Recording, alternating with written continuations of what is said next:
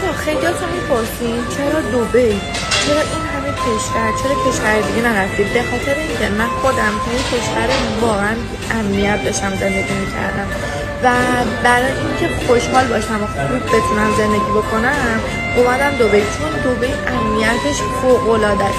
هیچ کس نمیتونه مزاحم تو بشه.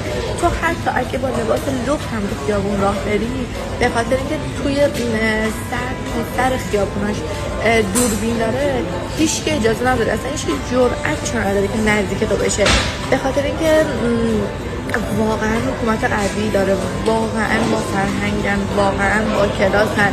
من سری قبل اومده بودم ایران انقدر ترسیده بودم، یعنی همین ماه گذشته پسرها تو خیابون میخواستن بخورنت، من حس میکردم بهم حمله شده، یعنی واقعا به دوستم میگفتم که من دیگه بیرون نمیام تو ایران چون میترسم.